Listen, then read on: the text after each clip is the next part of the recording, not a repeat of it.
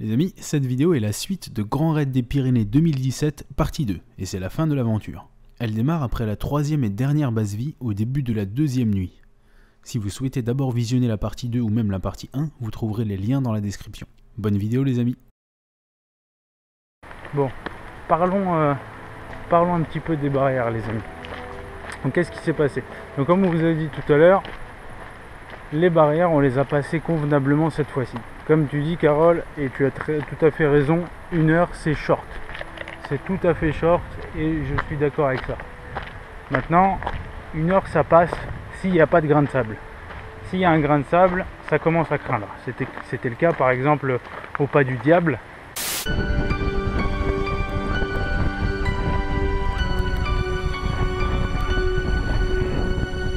Où du coup il y a eu un grain de sable et on n'a pas fini 10 bornes avant la fin.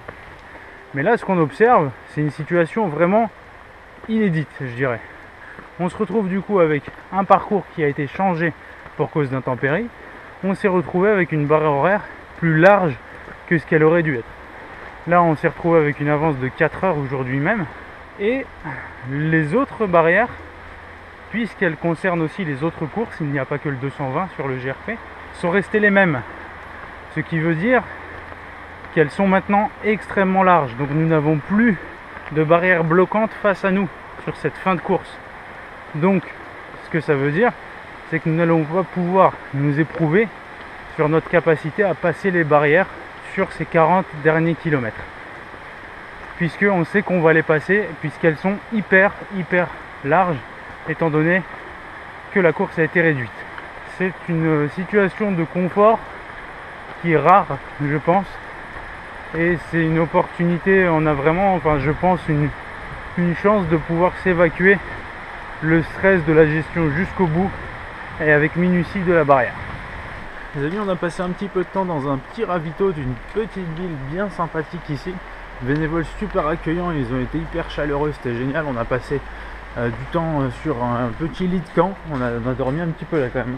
Ouais, c'était bien, 1 heure quasiment. On s'est offert une sieste de luxe vu que là on a de l'argent en termes de barrière horaire. Du coup nous le sommes refaits, donc c'est pas mal, parce que comme nous disait notre cher ami bénévole, on attaque la partie la plus dure de cette fin de parcours. Merci beaucoup, merci. Ça veut dire 7 km 950 D+. Donc qu'est-ce qu'il nous a dit notre ami bénévole? Il a dit si vous avez fini ça, vous avez fini. Ok, ok.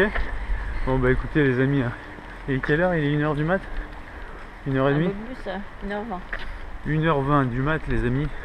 A priori dans 3-4 heures, on a fini. Plus que 40 km.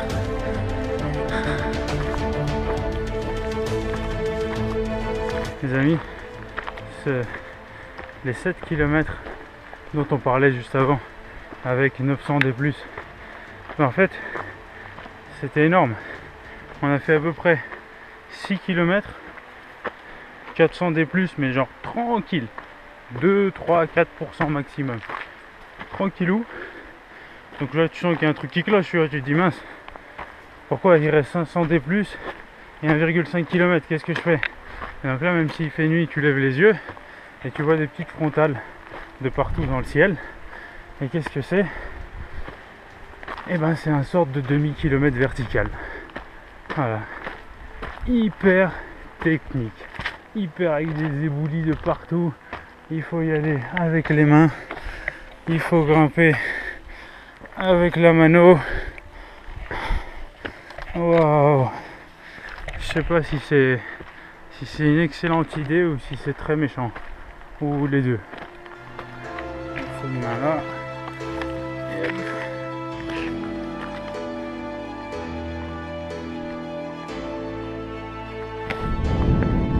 Merci.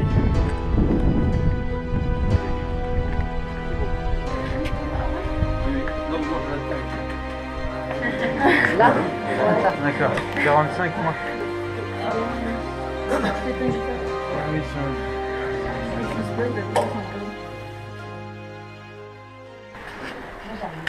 Bon, les amis, on sort du refuge. On est resté de faire une sieste de 20 minutes, je crois, comme ça.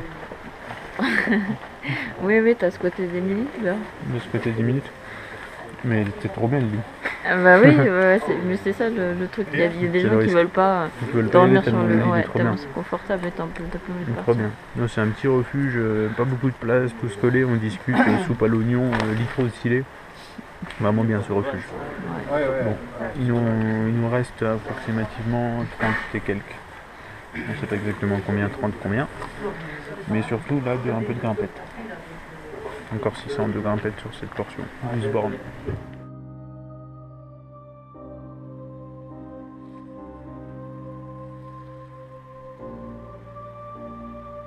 On me demande souvent, mais à quoi tu penses pendant un ultra? Eh bien les amis, je pense à qui je suis, je pense à la vie, je pense à pourquoi je suis là et je pense à ce que je vis. Je pense à l'instant, je pense à ma famille, je pense à mes amis. J'écoute les sensations et je suis spectateur de mon corps. Le temps de quelques heures, je suis le spectateur de moi-même. Je vis ça pleinement et j'attends l'inconnu. J'attends que ça devienne dur pour pouvoir relativiser. J'attends de m'éprouver pour pouvoir surmonter.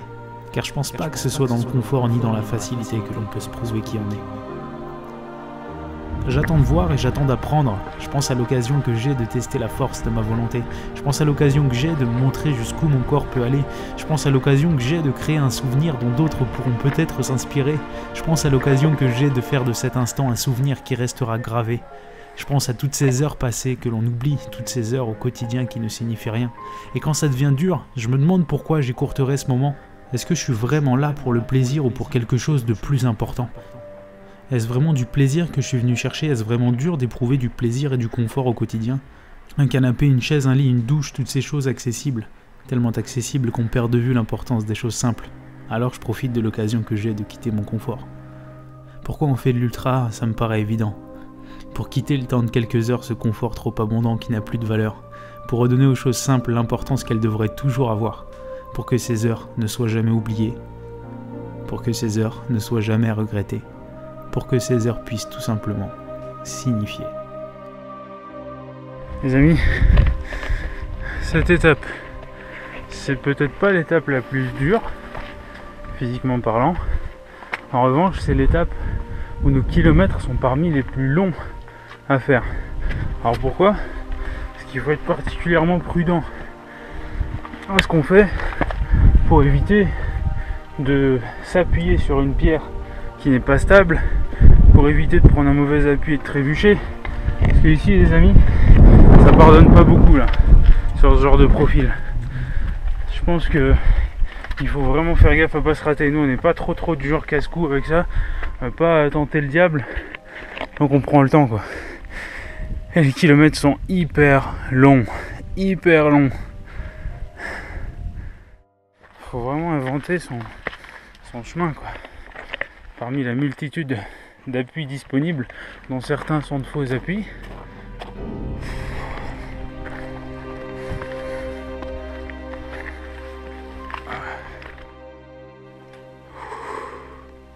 Vous avez vu cette immensité les amis? Ça vaut le coup de grimper des montagnes pour voir ça. Je pense qu'on a quand même une bonne étoile hein, parce que nombre de fois on aurait pu mourir et on est encore là. Ouais. Les amis évidemment, hein, vous avez vu la partie montée, bah derrière la partie descente, avec une technicité vraiment très élevée, hein, je pense qu'on peut dire ça, et tout aussi raide, voire davantage. Mais les amis, autant la montée on maîtrise nos mouvements, enfin, on maîtrise mieux nos mouvements, autant la descente il suffit que le pied rip et quand nos appuis sont un peu foutus, quand les jambes répondent moins, descendre ça,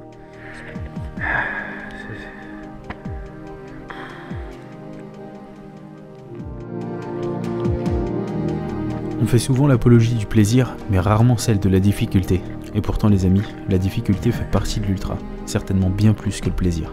Et c'est parce que la difficulté est présente que le moment est inoubliable. Et c'est parce que c'est dur que l'expérience nous marque pour toujours. Et qu'elle nous accompagne comme un nouvel outil qui nous aidera lors de nos prochains voyages.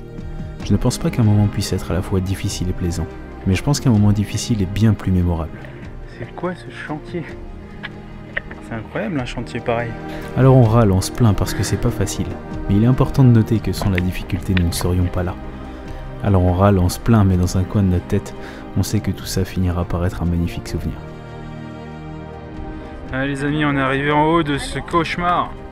J'appelle ça un cauchemar, je crois que c'est pesé. Voilà. Pour cette magnifique vue. Après Ça 4 les heures monte de légèrement et chocolat. après t'as que des lacets en descendant.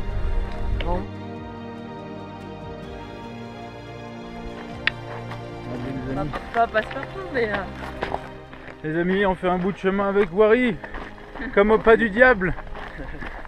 Wari, il aime prendre la voiture pour venir nous voir sur des montagnes. C'est pas dingue ça les amis. Franchement, si j'avais cru un jour trouver un pote en haut d'une montagne, franchement. On arrive à 11h, il reste 21 kills. C'est bravo. Ah, Mike il est de retour. Mais il galope toujours autant. C'est énorme Mike. Merci beaucoup. Merci. Ouais. Ah, ils sont trop gentils les gens, c'est abusé. Merci beaucoup. Ah, cet accueil c'est hyper chaleureux. C'est là? Ouais, c'est Badji. Ok, merci. Merci beaucoup. Merci Mike. 484. Ça va bien? Ce ravito était le plus incroyable de notre petite vie de trailer. Wari nous y a attendus avec tout ce que nous aimons et nous a servi sans que nous n'ayons rien à faire. Un énorme merci à toi Wari pour cette assistance. Ce moment nous a beaucoup touchés. Il faut noter qu'on repart du ravito devant un paysage voilà, qui est quand même propre. Moi qu'on puisse dire. T'as un meilleur adjectif Carole? Sabine dirait idyllique. Idyllique. On a une petite île de fête de pierre ici, créée par le temps, n'est-ce pas? Ah là là. Allez, profitons de cette chance que nous avons d'assister à ça sur les 20 derniers kilomètres.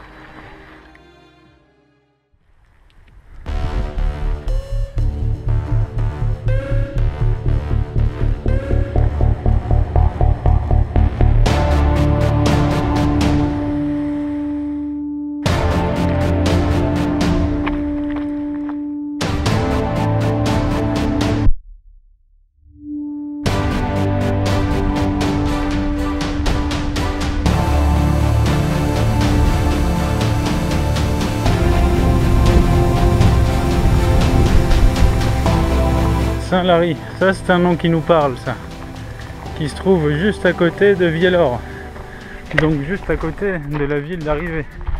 Et voici les amis le ravitaillement de Merlan qui est le dernier ravitaillement du GRP. On touche à la délivrance là. Alors est-ce qu'il y a eu des souffrances dans cette course? Là c'était que du plaisir. Ah, c'est ce qu'on pensait dès le début. J'ai dit qu'on allait prendre beaucoup de plaisir, moi je sais pas de quoi il parle. Voilà. Ah oui oui. Bon, alors allons manger un peu pour fêter ça, pour fêter la presque fin. C'est le premier ravito ici, c'est l'endroit exact du premier ravito. On rentre par le même endroit, ouais. Oh, wow. Si vous voulez bien vous donner la peine de vous asseoir. Ah bah oui, avec plaisir. C'est bien, bravo. Merci, merci. Il faut qu'il remonter ça. Ce qu'on a fait tout au début mais dans l'autre sens. Ok les amis, le D+ du GRP est terminé. Ne serait-ce que dire cette phrase, ça me soulage déjà. Le GRP, le gros défi, plus de D+. Il reste que du D-. Il reste qu'à descendre sur cette très longue route jusqu'à Vielor d'une bonne grosse dizaine de kilomètres. Voilà, donc vais-je la courir? Excuse-moi. Vais-je réussir à la courir? Je ne sais pas. Je vais essayer de faire en sorte, puisque Carole est en train de tenter de la courir. Voilà, je pense qu'il faut essayer d'honorer cette fin de GRP en courant, en allant boucler ça le plus tôt possible. C'est très dur, mais l'accomplissement est à portée de main maintenant et c'est assez incroyable. Parce que celui-là, ce GRP, il a vraiment pas été pris à la légère, il a été préparé longtemps. Il a été préparé longtemps, ouais. Il y a eu des sorties dédiées à tout ça, il y a eu plein de choses. La prépa n'a pas été des plus rigoureuses, des plus carrées, des plus ouf. Il n'y avait même pas de D+, diront certains, ils auront raison. Mais c'était une prépa quand même. On a investi beaucoup de temps dans cette épreuve. Bon allez, on y va les amis.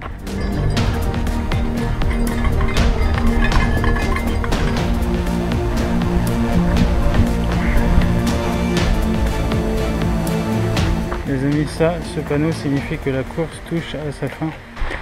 Mais les amis, mes genoux aussi touchent à leur fin. Malheureusement les amis, j'inflige à Carole de ne pas pouvoir courir sur cette toute fin de course parce que les descentes raides à partir d'un certain degré, je n'arrive plus, j'ai des douleurs aux genoux gigantesques. Je vais essayer d'avoir le sourire et de courir sur la toute fin de course, mais là je peux vous dire que l'heure et demie qui vient de se passer là, c'était loin d'être une partie de plaisir. Il est temps que ça se termine les amis. J'ai l'impression que le corps se relâche quand c'est la fin. Il y a comme une sorte d'inconscient qui se relâche quand on est bientôt arrivé.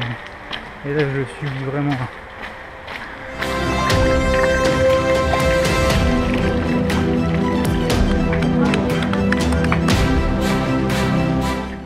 Tellement douloureux ce sport. Pourquoi est-ce que je pratique un sport aussi douloureux? Parce qu'après tu seras trop content. Ah oui, On a dit mais... qu'on serait fiers. Oui, mais j'ai mal. Oh les amis, on va prendre le torrent. Le torrent devant lequel nous avons tourné la vidéo d'avant-course. Allez les amis, on rassemble toutes ses forces et on court le dernier kilomètre. On va pas le marcher, celui-là il est trop symbolique. Allez, on le court. Ah, je vais mouiller, on s'en fout, on n'y pense pas. Reste les amis.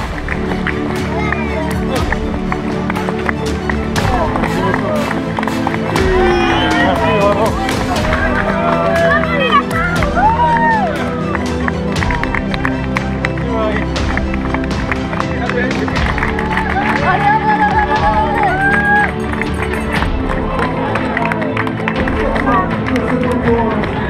C'est pas possible de décrire ce qu'il se passe dans nos têtes à ce moment-là.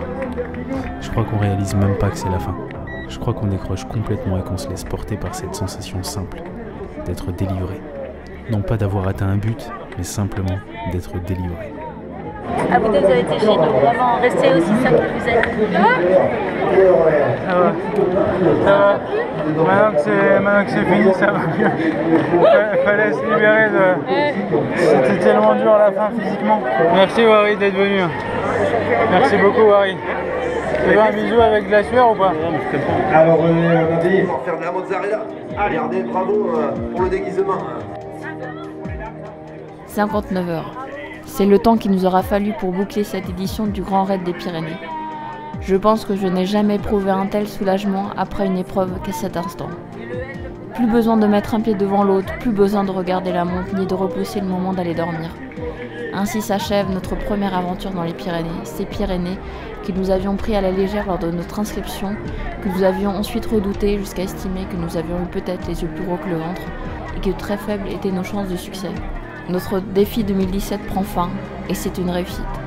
Avec notre version, peu importe, c'est le trace. Avec le magnifique logo du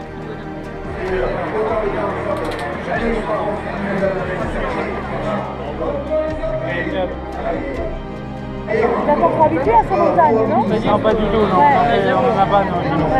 C'est dur les Pyrénées. Elles sont très dures. En particulier la toute fin sur Il y en a les qui disent que le GRP ici est plus dur que celui du Mont Blanc.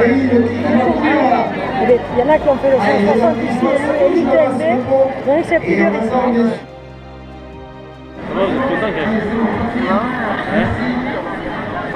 a fini un truc un peu gros.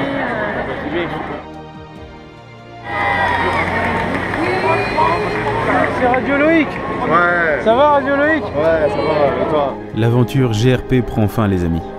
Merci de nous avoir suivis au long de ces 3 épisodes et merci pour votre patience. A très bientôt pour de nouvelles aventures et comme toujours d'ici là, kiffez la vie. Ciao.